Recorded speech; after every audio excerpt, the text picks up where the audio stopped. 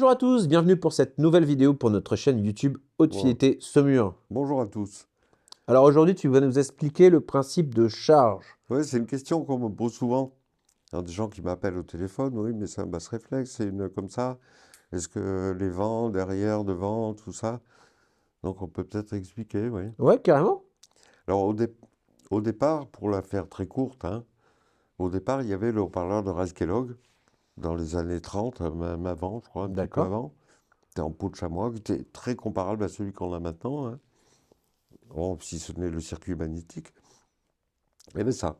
Puis ça, évidemment, c'est le même principe qu'on utilise toujours, mais on a évidemment une onde devant, une onde derrière, qui est quasiment la même. Mhm. Sauf qu'une est en opposition de phase avec celle avec son inverse, hein. Et puis l'autre, elle est un peu Donc il y en a renfermée une dans qui une avance boîte. pendant que l'autre recule, quoi, Mhm. presque. Donc elles sont opposées. Et à certaines fréquences, ben, quand on laissait le haut-parleur à l'air libre, à partir de certaines fréquences, ça avait une réponse en peigne, comme ça. Oui, non, phase, hors phase, phase, hors phase. D'accord. Voilà. Donc ça donne, on n'a pas de grave, quoi. On perd tout le grave. Voilà. Donc après ils ont pensé à mettre un baffle plan Mhm. pour prolonger, ne plus avoir ce court-circuit acoustique. Alors plus le baffle plan est grand, plus le court-circuit acoustique va être à très basse fréquence. D'accord. Voilà. Je parle de tout ça parce qu'en fait ça permet de comprendre pourquoi on les a fermés aussi. Alors après on s'est rendu compte évidemment que pour arriver à descendre en grave, il fallait des baffles plans énormes, un mur entier quasiment. Oui. Donc, ils ont pensé à les replier un peu. Voilà, ça Ça faisait un allongeait, U. voilà, ça allongeait la longueur. Et donc, le court-circuit acoustique se faisait aussi plus bas, avec voilà, moins de place. Et puis ensuite, ben, ils l'ont complètement refermé. Et puis là ben, voilà, il n'y a plus de court-circuit acoustique, évidemment. Par contre, on se rattrape à un son de caisse, alors. Mhm. C'est-à-dire qu'on a ce fameux son de boîte qu'on n'aime pas bien. On essaie de le gérer par des moyens acoustiques, hein. Mais voilà le pourquoi. Alors du coup, est-ce que un basse réflexe vers l'avant, c'est mieux qu'un basse réflexe vers l'arrière? Est-ce qu'il ne faut pas de Alors, basse réflexe? ben, donc une fois qu'ils ont eu fermé la boîte, Oui. après, il y en a un qui a inventé le basse réflexe. Bon, en fait, c'est les Grecs, hein, qui ont inventé ce principe-là, c'est vieux comme Hérode. C'est juste un résonateur, en fait. Ce basse réflexe, c'est-à-dire cet évent, lui, donc on a un volume, celui de la boîte, on a un tube. Mhm. Donc imagine là, on peut très bien, on est dans le cas d'une bouteille, en fait, d'une amphore pour les Grecs, D'accord. hein. Et selon comment on règle la longueur du tube Et le et diamètre? le volume et son diamètre, avec ces trois-là, on arrive à le régler à la fréquence désirée. D'accord.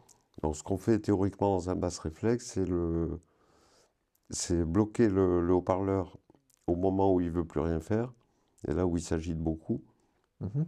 Donc on l'empêche, les vents est toujours hors phase avec le haut-parleur. Mhm. Donc il va venir bloquer le haut-parleur, sa membrane ne bougera plus à D'accord. certaines fréquences. Et c'est les vents qui va prendre le relais. Alors Ok. ce procédé permet de gagner un octave à peu près. D'accord. Voilà. Alors ça marche très très bien, il n'y a pas de souci, quoi. Puisqu'on met directement de l'air, on fait résonner de l'air directement.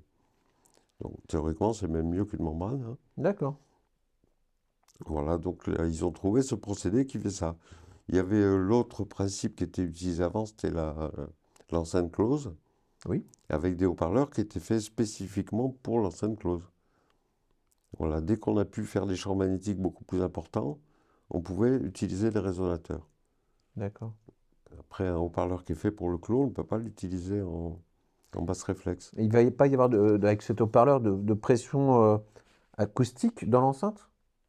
Non, parce qu'il était prévu pour. Avec le clos, Oui. oui, oui, il y en a une, mais si tu veux, le volume interne de la caisse, ça représente un ressort, Oui. hein.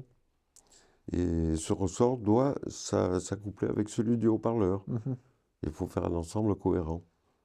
D'accord. Tout à fait. C'est valable aussi dans le cas du basse réflexe. Simplement, on va avoir ce résonateur en plus à la sortie.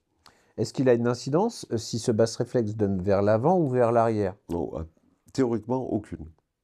Des En gens nous pratique, disent, en fait, si le basse réflexe il est vers l'avant, je peux coller l'enceinte au mur. S'il est vers l'arrière, je peux pas. oui, moi c'est faux. C'est faux pour la plupart des cas. Ce qui se passe plutôt, c'est que quand une pièce ne réagira pas pareil à 40 cm de distance, qui correspond à la profondeur d'une enceinte, Mhm. donc on va se retrouver simplement avec le basse réflexe, enfin l'élément qui va rayonner, s'il est derrière, qui va rayonner 40 cm plus proche du mur. Oui, C'est la seule raison pour laquelle il serait différent de celui de devant. oui, Donc j'ai connu des pièces où seules les enceintes qui avaient un évent à l'arrière marchaient bien. d'accord. Et tu peux quasiment le coller au mur. Il y en a d'autres, il y a certaines marques, comme une marque française, qui le met vers le sol, Oui, il y a d'autres le marques qui font basse ça, oui, réflexe, tout à hein. fait. Alors ça a un intérêt, c'est que, bon, on sait ce qu'on a en face. Au moins, tu as la distance. Voilà, on a la distance Oui, voulue pour avoir une surface voulue. Donc régler son basse réflexe comme ça, ce qui n'est pas du tout idiot. oui, Plus on sait qu'un sol, bon, mais il y aura toujours un sol, hein. oui. Alors, évidemment, s'il est en moquette, bah, ça va filtrer un peu plus que s'il est en dur.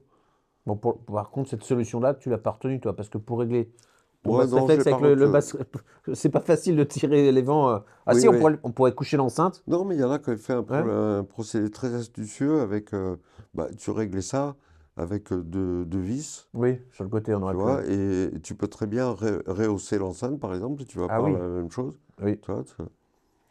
Donc, il y a des tas de gens qui ont inventé des trucs intéressants, quoi. Après, on a aussi, on entend parler des systèmes en quart d'onde. Oui, Tu as déjà entendu dire ça? oui, Je crois que c'est PMC qui utilise beaucoup ça. Alors c'est pareil, c'est un procédé qui vaut ce qu'il vaut, et puis qui est, certains comme eux savent très bien le maîtriser, et puis donc il peut donner de bons résultats. Ce n'est en fait qu'un résonateur, toujours pareil. d'accord. Je sais pas, on appelle ça un quart d'onde parce que c'est sa particularité, ce qui fait un quart de la longueur d'onde à la fréquence voulue, Mhm. mais c'est office de résonateur, quoi. Comme un basse réflexe. Il y a eu le caisson Hawken dont tu as entendu parler Oui, sûrement, dans les vieilles réalisations d'audiophile, là. Bon, c'était un basse réflexe aussi. C'est pas parce qu'il y a 6 trous que c'est différent. oui, c'était juste. En fait, on a multiplié le volume en faisant plusieurs petits trous à la place d'un très gros, Oui, quoi. oui, c'est tout. Du moment qu'ils aient la même profondeur tous, bah, en fait, ils sont tous réglés pareil. Oui, Et ça fait, en réalité, ça fait un aimant unique. c'est ça. Plusieurs petits, Séparé en c'est. plusieurs parties. Oui, Le seul intérêt, c'est qu'il y en avait qui étaient tout en haut de l'enceinte, d'autres tout en bas. Donc on pouvait penser qu'on va exciter la pièce selon des modes oui. différents. Ça peut être intéressant. Mais après, dire dans certaines pièces, bon, on va préférer un évent en bas, Mhm. où on récupère l'effet de sol, ou alors le mettre en haut si on a vraiment trop de graves, tu vois. Alors, Donc encore une fois, il n'y a toujours pas de valeur sûre. Il ne faut pas avoir d'idées reçues à ce sujet. d'accord. Tu vois, je crois pas. Théoriquement, il n'y en a pas en tout cas. D'accord. Après, on a fait des différentes charges, mais qui s'assimilent quasiment toutes à du résonateur. Mhm. Plusieurs trucs. Après, il y a eu le pavillon aussi, mais ça, c'est une autre affaire. On peut mêler aussi un basse réflexe à un pavillon. Et le pavillon, lui, va donner simplement beaucoup plus de Le rendement. rendement, oui. Mais une longueur dans le grave conséquente, de l'ordre d'une dizaine de mètres. Donc, dans les pièces classiques, bon, ça ne va pas trop être possible. Mais oui, on arrive à gagner énormément d'énergie. Ce qu'il faut comprendre, c'est que à la sortie d'un haut-parleur, ce qui nous fait baisser considérablement le rendement, qui devient absolument, d'après moi, ridicule sur toutes les enceintes, hein. Mhm. C'est-à-dire qu'il faut savoir que sur une enceinte à 90 dB, on est à 0,7% de rendement. D'accord. Tu as 99,3% qui part en chaleur, Oui. hein. Hein, donc c'est quand même assez curieux que ça arrive à marcher. Voilà, et donc on se retrouve avec un choc de pression, d'impédance acoustique, on peut dire, Mhm. entre la membrane et l'air ambiant. Ok. C'est ce choc qui nous fait perdre tout ce rendement. Le, le fait d'avoir un pavillon va donner une expansion douce. Le choc est beaucoup moins important Ok. entre les deux. Donc, on gagne beaucoup en rendement pour ça. D'accord. Ok. Voilà.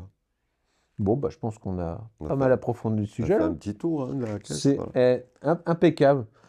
Bah, merci beaucoup, Eric. J'espère que cette vidéo vous a plu et à bientôt. Salut.